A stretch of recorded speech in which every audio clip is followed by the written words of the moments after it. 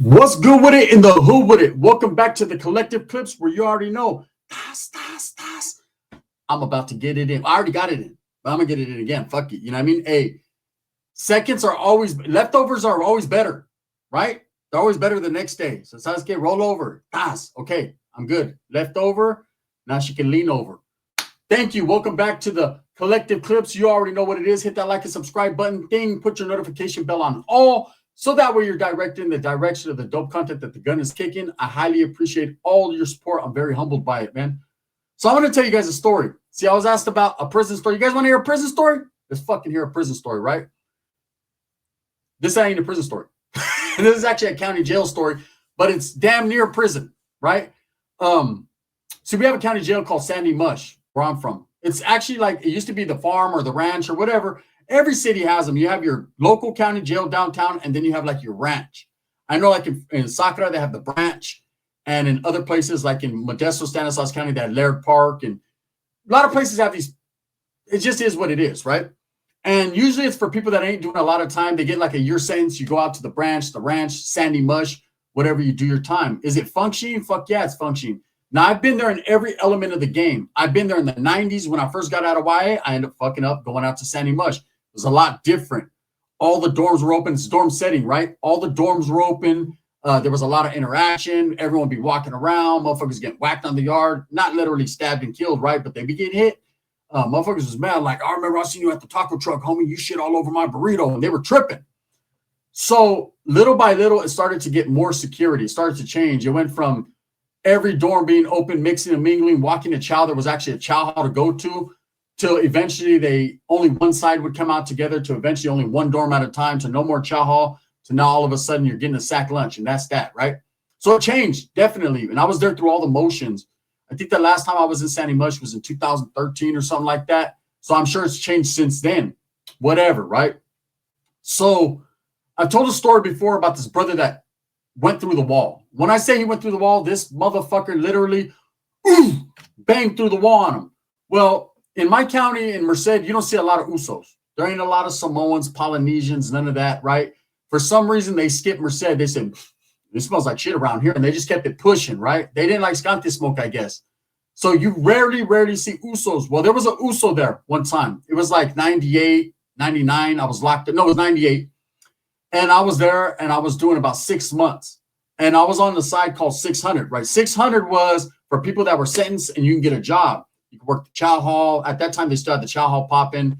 You could work. They had a few different jobs that you could work, right? And I was quick to get that job in the chow hall. I was bubbling, right? I was in that motherfucker trying to eat. And there was a big old Uso in there with me. And I remember I was like, damn, bro, what in the Tar Heels is a motherfucking Uso doing in Merced County? Like, you don't see them. They're invisible, or they're not happening there. But I've always been cool with Usos, man. If you watch my channel, you know, right? So he's in the kitchen, big old motherfucker. I mean, big, right? And I'm like, what's up, Oos? He's like, hey, what's up, Sully? What's up, Oos? Right? And I was like, hey, where you from, bro? He's like, I'm from San Jose. And so we start talking, shit, and chatting, right? And come to find out, he was SOS, Sons of Samoa from Sanho. And I was like, oh, that's what's up, bro. I heard about you guys. Now, up until that point, I had never met any guys from SOS because I had never been to prison yet. When I ended up going to prison, that's when I met guys from Sons of Samoa. They were in the other car. They'll beat you up, right? That's what there it is there. That's the beginning of the story. You meet them. The end of the story, you fuck with them, they'll beat you up. The end, right? Oof. So we get to chop it up. We end up being cool. He's very quiet, very intelligent, though. He was a smart motherfucker. And little did I know he was the connectivo in there. He was slanging, right? He was bringing major weed on that yard. It was just weed, right? I didn't know this, but he always smelled like weed. So I thought he's just a smoker. I'm not really into weed, so I never have been. It's not my thing. Someone smells like weed, whatever, right? They smell like Pepe Le Pew. So one day I asked him, I said, damn, bro, you smell like straight chronic. What's going on here, right? What seemed to be he was like, oh, bro, you want some? And I'm thinking, shit, I can flip that. Hell yeah, I want some. So he's like, here. And he brings me like an 8. That's a lot. For anyone who's been in prison, you usually get a pen or joint like that for 20. That was a lot. And 8, I was like, fuck. He's like, I got you all day. I got this, man. I got this. I was like, all right. Now I started to see the hood in him. See, before that, we were having intelligent conversations about, save the whales. And, hey, did you know that a fucking dolphin is more like a human than a human's like a human? I was like, for reals, right? He was telling me all kinds of crazy shit. Yeah, but the dolphin, they'll bone you and shit. I was like, for reals? He's like, yeah, don't be around a dolphin. He'll put it in you. I was like, well, I mean, I've never been around a dolphin. So, I mean, I've done blue dolphins, but that was back in the day. So anyways, we're chopping it up, and I find out he's the weed guy. Well, there's this little white guy that's there. And he hung around. See, in my county at the time, they didn't play that racial shit. There was north, south was south. South was kept in the bubble. Okay, the Sureños, the south side from like A-Town, whatever, they were kept in the bubble, which was actually PC. And it wasn't that they were protective custody, but they were protecting them literally from coming out to the yard and getting jumped on by 100,000 Northerners, right? The Northerners were in every dorm deep. Southsiders weren't that deep, maybe 20, 30 of them. So they kept them in the bubble, and then they kept them segregated from the protective custody guys that were in there for sticking a finger in their culo, right? And that was that. So no hating on them. That's just where they housed them at that time. So we didn't really trip off the north-south issues. And there wasn't no north-white issues. The Woods weren't in there like, hey, brother, coffee, right? Everybody just got along. Brothers weren't tripping. Whites weren't tripping. It was actually cool back in them days. It was what like real being incarcerated was supposed to be. You know, everyone minding their own business. You know, the Woods will stick with the Woods and they'll walk around. But they weren't on no wood shit like, bro, let's kill a Mexican. Let's kill a Mexican. They weren't on that. We hate black people. They weren't on that, okay? Blacks, Crips, and Bloods there wasn't really too many of them. The ones that were about it.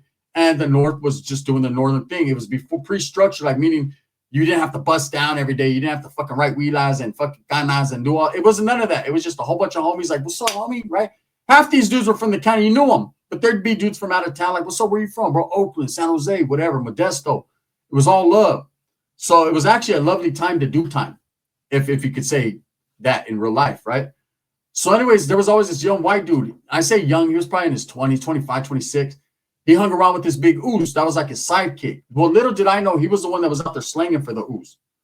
So what had happened was, what I didn't know was prior to me getting there, prior to me to getting to that dorm, because what they do is they put you in the 500 side first. Once you get sentenced, I was going to court. I got sentenced, took the little 6-month deal. Then they shot me to 600, right? Which is, of course, the workers. So when I got into that dorm, Uso was in there. He worked in the kitchen with me, and then there were several other people that were cool. I knew a lot of the homies. And so this white dude always slept. He slept on the same bunk as the Oos. The Oos slept on the bottom. He slept on the top bunk. It's dorm setting, right?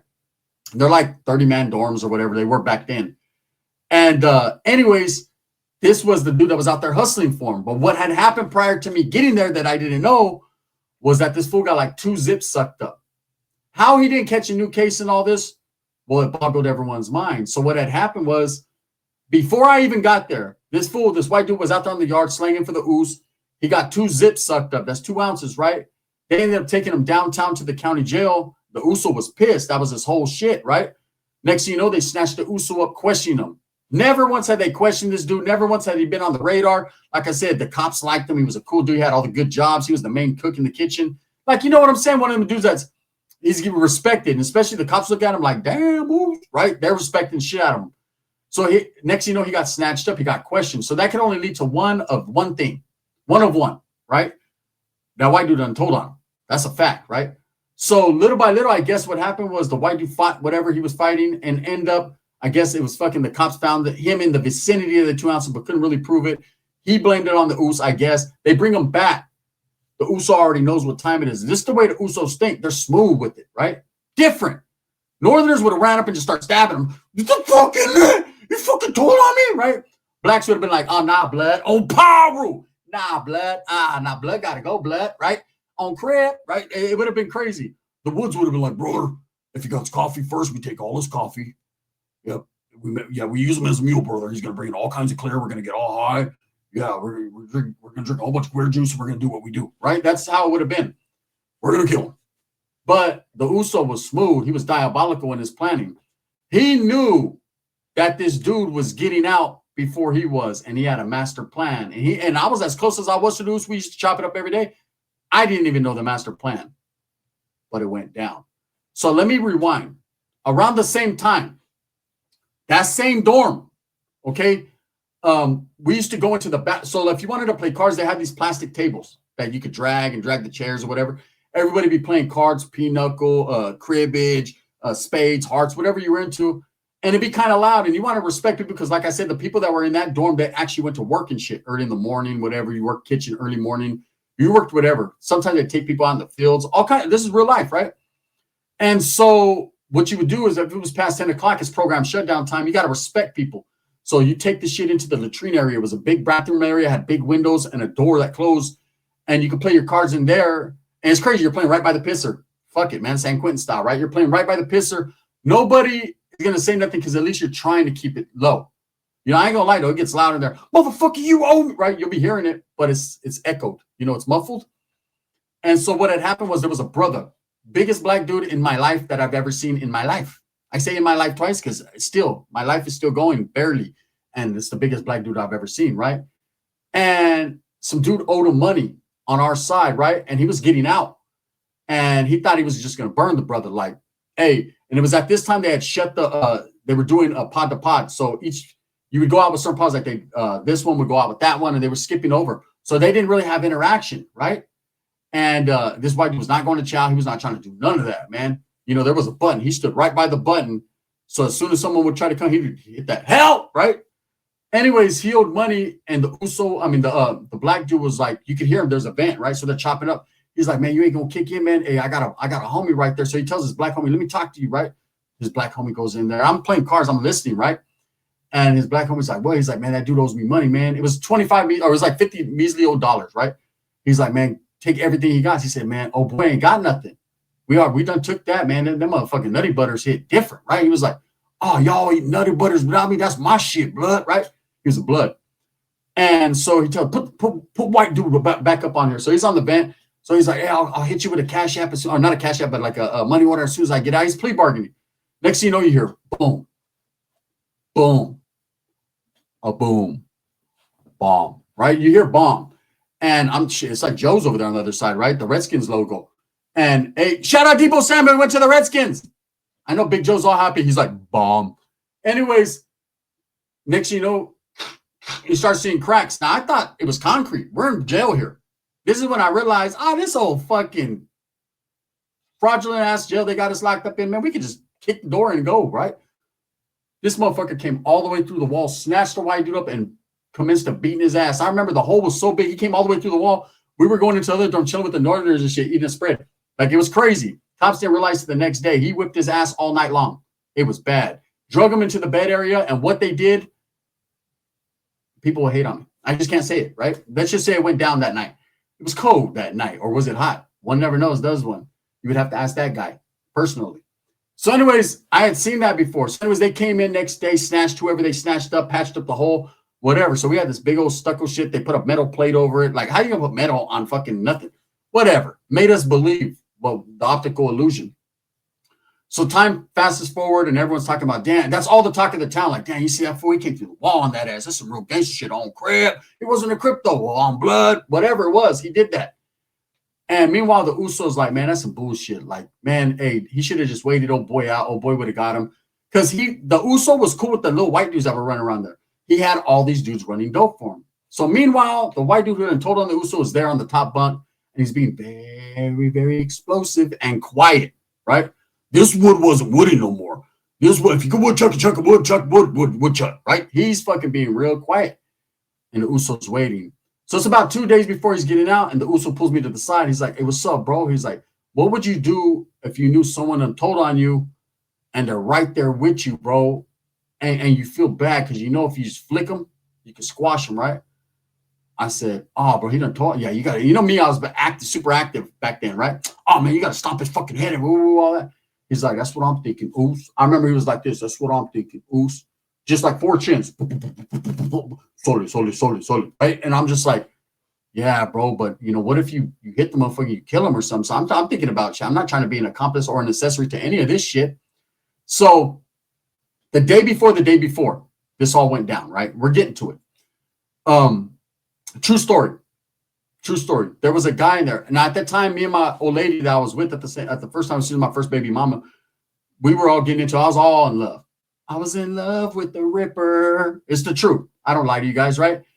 And I was going through the motions. You know, I'm having to do 6 months in there. She came to visit me, hickeys all over. And I was mad. I was upset. She said she got bit by a mosquito. Did the mosquito bit you on your titties too? Right? I was upset. Anyways, I already knew what time it was. Call my primo, go snatch my Impala up, go do this, go do that.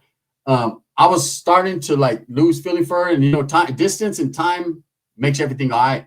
When there was a white dude in there and he mentioned her name, but he didn't mention her name. He just mentioned another person by that same name, and I flipped out, and I put major hands on him. I fought. That was the best I ever did in a fight in my life. I was fighting for love. It's it, right? So I was fighting fucking, my progression was real. And this motherfucker was pushing the button, true story. And everyone in the institute was crazy because when you push the button back then, not now, it'd go on a loud intercom so everyone could hear it. This fool was screaming, help, help. And I'm just socking him. I'm giving him the business, right? So the way it was back then was the cops will snatch you up if it was like real bad. But most of the time they just leave you there. They came, dragged, oh boy, we rolled the shit up, threw it out there. The Uso was like, get your shit out of here. On cuz, right? Crib. And so they took the white dude outside. He was all pumped up. The Uso, he was like, man, I feel like getting off.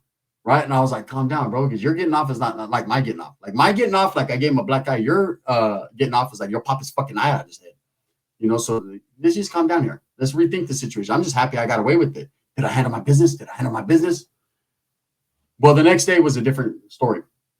So this white dude was getting out. So he's making the Uso all kinds of promises. The Uso's like, yeah. And the cops come in and they're like, they say over the intercom, who's getting out? And they say the white guy's name, right?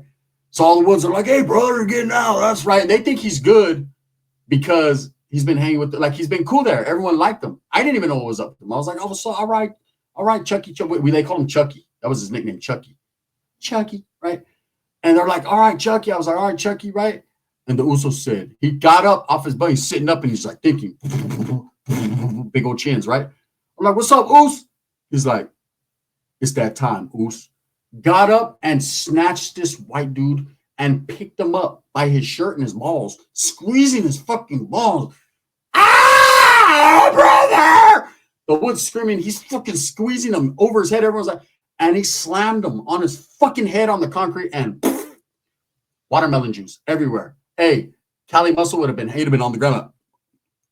Now this shit right here is catapulted me to the next level, right? He smashed old boy's head and got to curb stomping him, fucking teeth flying, beating. I never seen anything. And he's saying the whole time, you want to tell on me, cuz? You're going to have to look at your lady like that. Because this dude used to always say, I have a fine lady. He would show pictures. He had a badass white chick.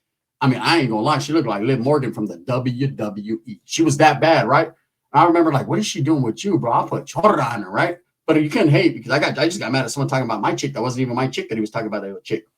So anyways, this fool gets the whole time he's talking to him as he's beating him, right? And everyone's like, because he's killing old boy. Old boy's like, help, but like a different type of help. See, when I was talking to old boy, he's like, help. This was like, right? And I was like, you get knocked the fuck out, right? It was all bad. And he's telling them, you're going to have to look at your lady and your family like this. Don't you ever tell on me, Oos. And I'm like, damn. He smashed him so bad on the day he paroled, on the day he got out. The cops came. Hey, look, there was this cop there. I'm not going to say his name, man. He was a sergeant. He actually was one of my homeboys' dads, right? He came, walked in. He was like, oh, you motherfuckers against the wall. We're all on the wall. They're checking hands and shit. See if we jumped him because that's how bad he was beat. Into like an inch of his life. Like bad. He went out on stretcher. That's the first time I ever seen them bring a stretcher out. I seen a dude get stabbed and they made him walk off the yard. That motherfucker was walking like that. You know what I mean? This dude right here, there was no walking in sight. He broke his legs, his arms, his neck, his back, his dick. He did everything. It was all bad, right? And the Uso just walked right like a G, just walked out. He said, that's all me, Us. The cops broke out the 4 pairs of handcuffs. They put handcuffs on him, right? Walked him up out of there. 2 days later, he was back again, right? Straight up. I said, what happened, Us? He said, oh, they put me in the bubble for a minute. I told him I ain't going to be around PCs. I'm back, right? I'm like, oh, that's what's up. He said, hey, there's a gang of Southsiders in there right now. I said, is there? Shit. Well, more power to them. What's happening, though? I said, what was that about? That's when I found out he was like, motherfucker snitched on me, bro. Remember when I asked you? And I said, yeah. He goes, I waited, bro. I plotted all this time. He said, man, 2 times I wanted to get off. He said, when old boy, the brother right there, the homie, when he came through the wall, I was like, fuck it. I was pumped up. He said, and then when you did your little bullshit shenanigan, I was like, man, the homie getting off. I'm going to get off. He said, but man, when that motherfucker was smiling, showing his pictures, he was like, I'm going to beat you to within an inch of your life. So your lady got to look at you like that. You ain't going to be fucking that. He said, you want to know the cold part, Oos? Well, he said, I've been getting at his lady the whole time. I said, ooh. He said, you know what it is, Oos. I was like, damn. So, I see a lot of these videos people make about people getting all kinds of R things done to them and shit on the day they parole. This didn't necessarily happen, but the Uso beat him bad. And it was crazy, man, back in them days. Like, you could fucking smash someone and just go to the hole for 1 day and come back, or not even go to the hole. True stories and facts, right? Anyways, that's my story. That's my story for the day. Was it a super Uso? Lightweight. I got one more other story about him that I am going to turn into a super Uso, so we're going to get into that. With that being said, thumbs up or thumbs down. There's your prison story. That wasn't really a prison story, but you wanted to hear locked up stories. And there it is. He was locked up when they let him out. His life was like, no doubt. Hey, imagine if Vato got out. I remember another dude in YA got out, and he thought he was a white dude. He kicked it with brothers, though, right? We called him, he was an Oncre, right? He thought he was going to get out cool. That motherfucker used magic shave for the unibrow and for shit. And here's a lesson, Woods. Never use magic shave. It ain't built for your skin, right? This motherfucker Parole with a big old fucking patch missing out of his eye, like a sores all over his face. He had to get out like that, looking like a fucking patient. I'm just saying. The gun, you know what it is.